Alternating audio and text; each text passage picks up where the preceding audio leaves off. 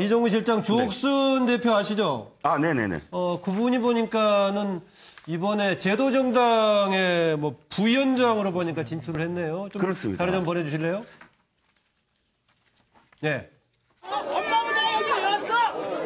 주옥순 여사님, 여기 또 오셨는데 오늘 어떤 의미로 오셨어요? 많이 봤잖아. 여기 이거 보면 알잖아. 왜 왔는지. 무슨 말이 필요해. 지금 관제 데모가 지금 수사되고 있는데 본인은 찔리시는 거 없으세요? 절대 말하지. 자, 이제 그만해. 주옥순 여사님, 부장님 조심해. 주옥순 여사님. 조심해. 네 얼굴이나 조심해.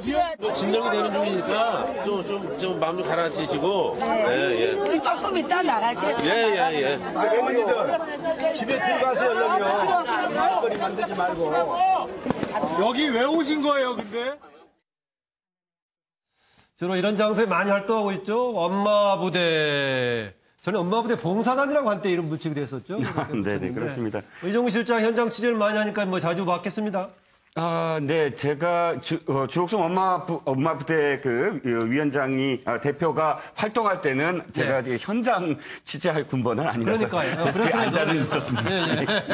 예, 근데 지금 그 영입할 이 직위가 보니까 디지털 정당위원회 부위원장이에요. 휴대폰 아까 열심히 들고 다니시는데. 네네. 그런데 참 이해가 안 가는 게, 자, 주옥순 엄마 부대 그 대표의 어떤 역할이 사실상 현장에 이렇게 나가서 시위하고 보수의 어떤 가치, 자신들이 생각하는 또 자유한국당의 어떤 이 지지를 선언하는 역할을 한 거는 충분히 알겠는데, 디지털 정당위원회하고 무슨 관련이 있을까? 디지털 정당위원회라는 건 사실 한나라당 시절에 만들었고 민주당보다 더 빨랐어요. 그래서 이 정당의 어떤 디지털화 또는 정치의 디지털화, 온라인화를 꾀하겠다라는 의미로 상당히 활동도 활발하게 했고 그런 정통적인 정말 그 위원회인데 그 위원회에 아스팔트에 저렇게 나가서 언제나 그 목소리를 높였던 주옥순 대표가 왜 걸맞는지에 대해서는 굉장히 의문입니다. 또 한 가지는 또 더군다나 이 박근혜 전 대통령의 출당과 친박계의 어떤 그런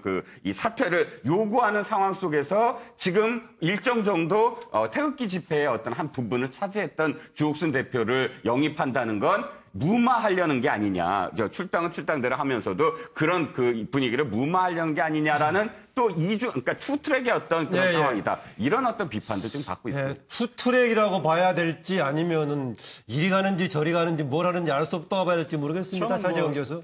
자유한국당 홍준표 대표의 이번 이사 조치가 약간 이해되는 측면도 있습니다. 이해되는 측면이 있다. 이해되는 측면. 지난번에 이 여성 행사에 가서 그 말을 몰랐지 않습니까? 젠더라는 말을 몰라가지고. 젠더 폭력, 그래서 상당히 마초의 기질을 그대로 다시 드러내고 왔다.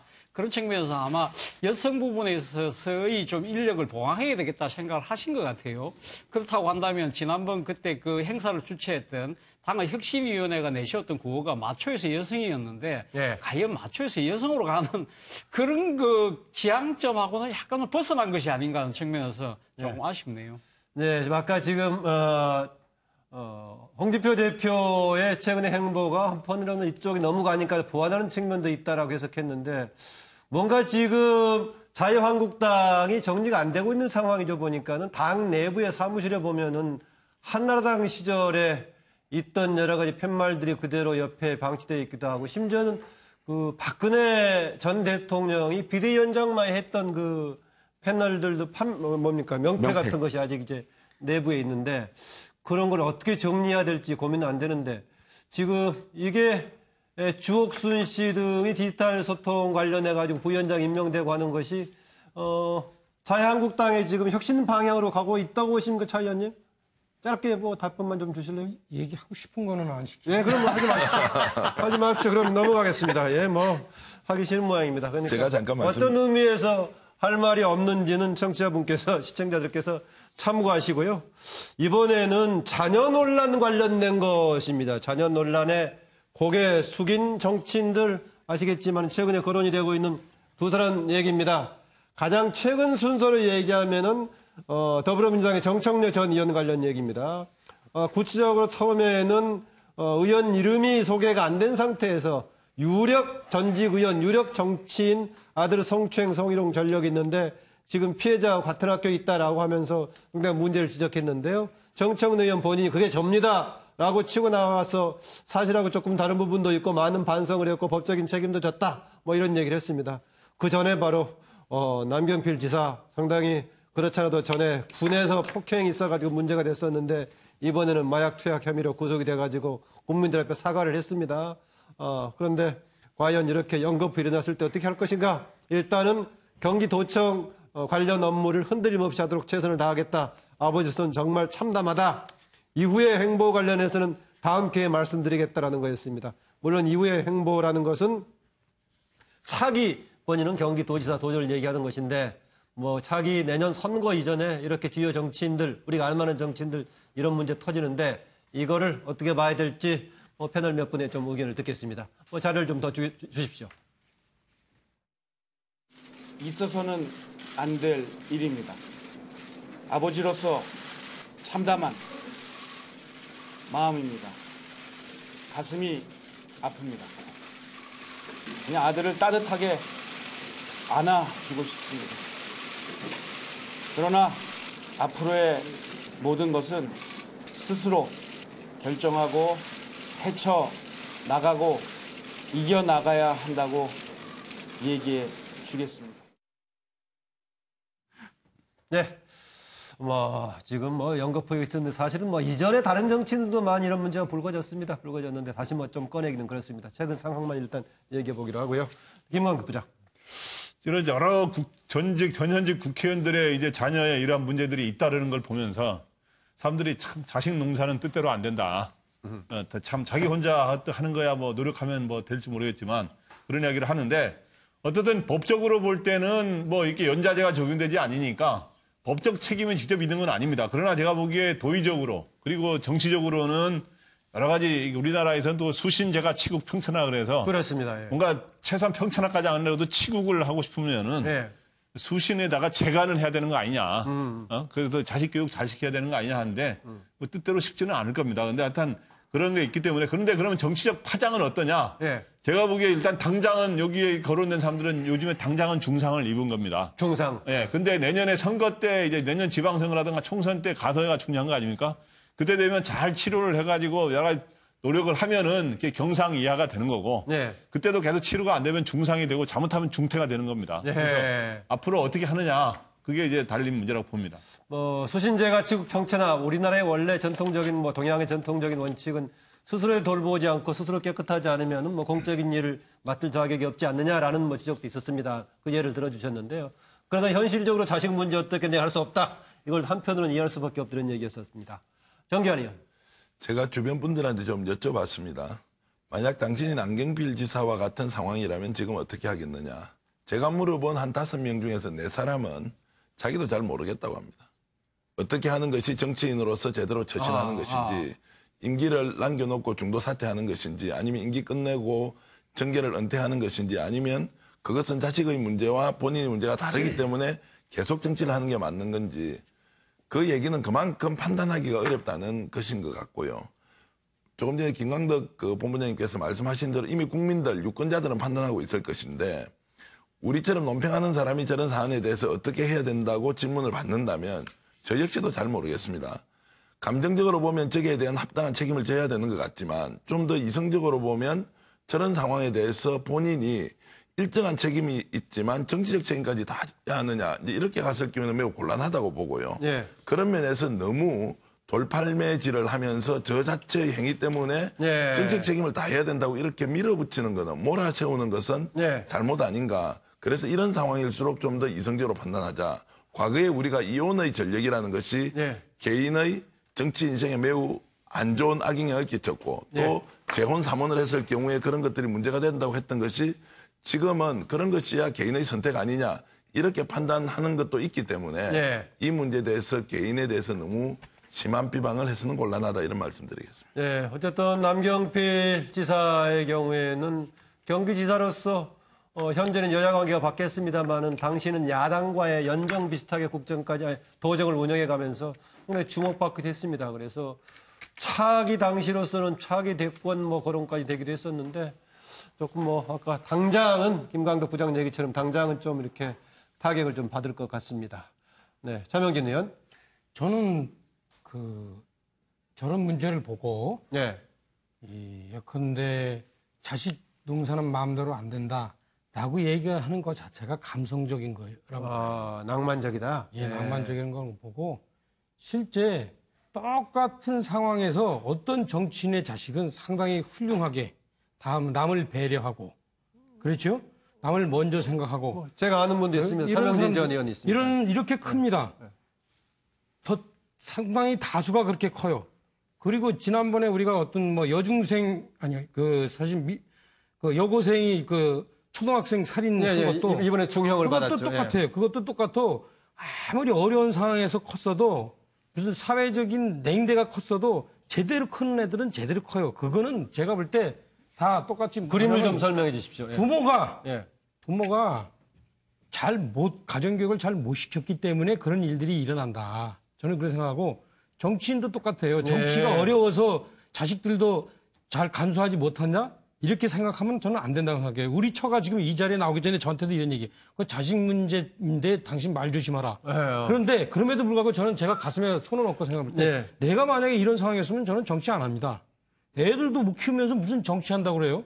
그러니까 이 문제는 분명히 이분들이 가정교육을 잘못한 소홀히 한 탓입니다. 그러니까 여기서 무슨 애 잘못 키워서 그렇다. 뭐 내 애는 내 문제가 아니다. 자식 농사는 마음대로 안 된다. 그래서 나는 마이웨이로 간다. 나는 정치 행보한다. 이런 것 자체가 저는 어불성설이고 사실은 편의부동한 거고 이렇다고 봅니다. 차 의원께서는 수신제가에 대한 기본적인 책임이 있다라고 지금 강하게 지금 강조를 합니다. 차지원 교수 좀 생각이 다른가 보네요.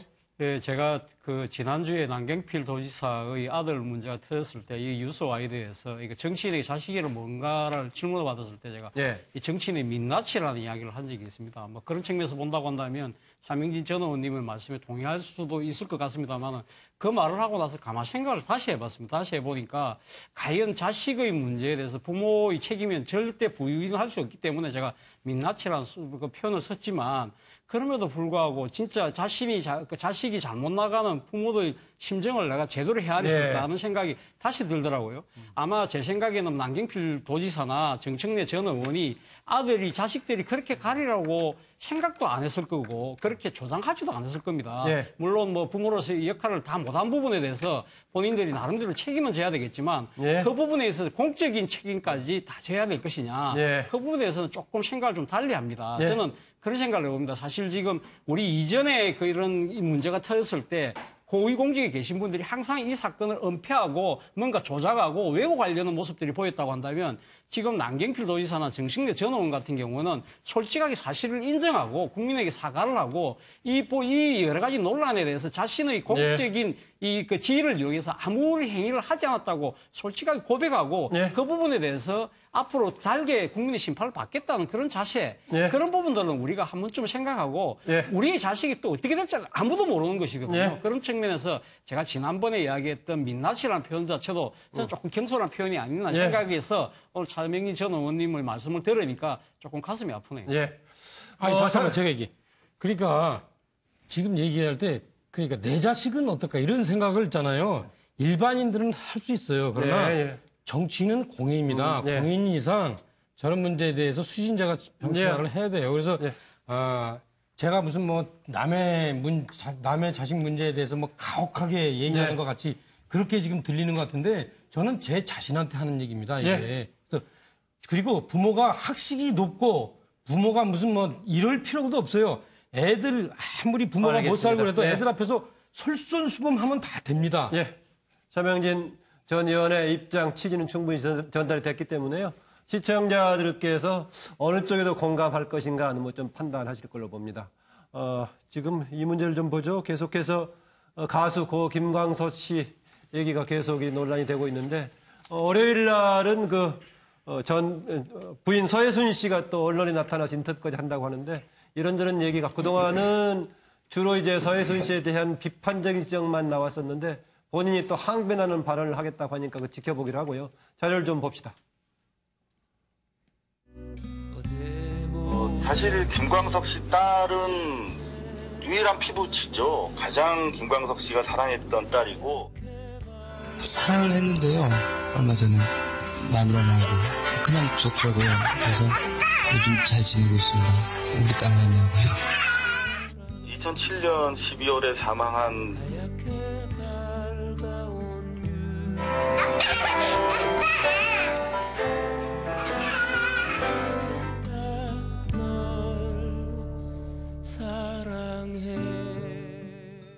네.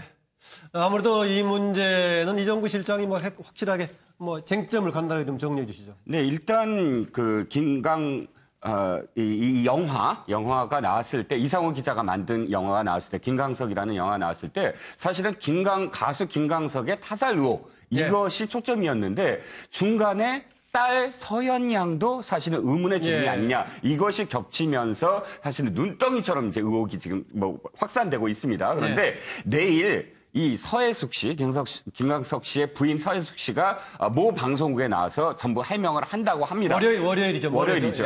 네. 내일 모레. 그런데 이것이 완전히 터닝 포인트가 될 가능성이 커요. 왜냐하면 직접 방송에 나오겠다고 한다면 굉장히 많은 걸 준비했을 것이다. 지금까지의 의혹을. 그래서 사실상 그 월요일 날 어떤 내용이 나올 것이냐가 지금 귀추가 주목되고 있습니다. 네, 정영진 변호사. 김광석 그게 상속인은 딸하고 부인이고요. 딸도 죽었기 때문에 상속인 이제 서혜순 씨한테 모든 권리가 갈 수밖에 없습니다. 법적으로는. 그리고 여러 가지 의혹이 있는 것 같은데 이거를 수사기관이 밝힐 수 있을까? 워낙 옛날 이야기고. 공소시효가 혹시 걸리는 거 없습니까? 공소시효는 일단 김광석 씨 같은 경우에는 통설에 의하면은 안 될 것 같고요. 딸 같은 경우는 어떨지 모르겠습니다. 뭐 좀 내일 시간 되면 좀 더 얘기를 해보기로 하고요. 시사 스페셜 오늘 여기서 마치겠습니다. 이어서 MBN 정통 종합뉴스 8이 이어집니다. 내일 이 시간에 뵙겠습니다. 고맙습니다.